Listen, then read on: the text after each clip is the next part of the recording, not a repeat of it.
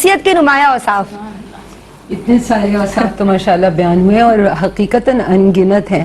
جیسے کہ صلہ رحمی میں بھی آپ بے مثال تھے، بے مثال تھے صلہ رحمی میں.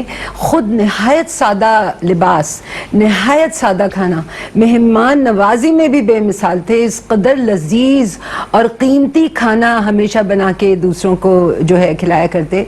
آپ تقریباً ہر سال حج کے اوپر جایا کرتے تھے اور جا کے اپنا منی میں خیمہ آپ نے نصب کیا اور پھر آپ نکل گئے.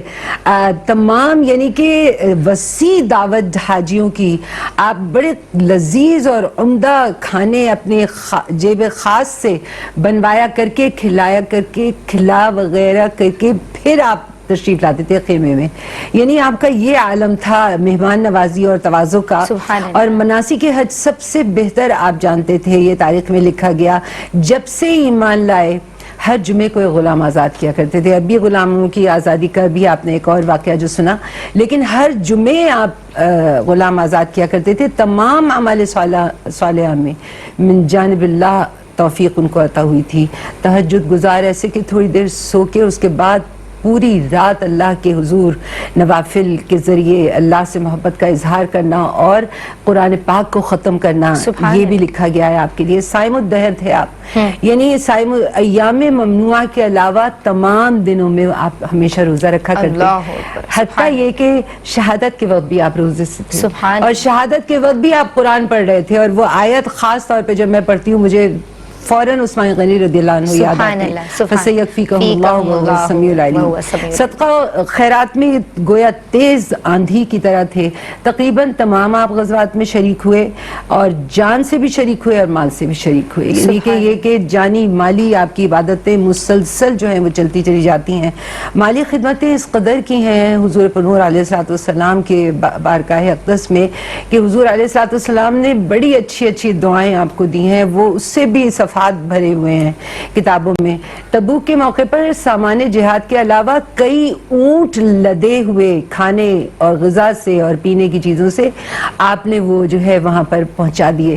سرکار دو عالم صلی اللہ تعالیٰ علیہ وآلہ وسلم نے آسمان کی طرف دیکھا اور ہاتھ اٹھا دیے اور اتنی خوبصورت دعا کی اور 3 مرتبہ دوہرا کے کی کہ یا اللہ تبارک و تعالیٰ میں عثمان سے راضی ہوں، تو بھی عثمان سے راضی ہو جا. اور صحابہ رضوان اللہ علیہم اجمعین کو بھی اس میں دعاؤں میں شامل کیا. سبحان اللہ. پھر آپ دیکھیے کہ ایک مدت تک کتابت وحی آپ کے سپرد رہی اور جس کے انجام دینے والوں کا ذکر قرآن میں آیا، بلکہ کئی قرآن پاک کی آیات آپ کو ملیں گی جو آپ کے تعریف کے اندر اللہ تبارک و تعالیٰ نے بیان فرمائی ہے. تو یہ تعریف اللہ نے کی.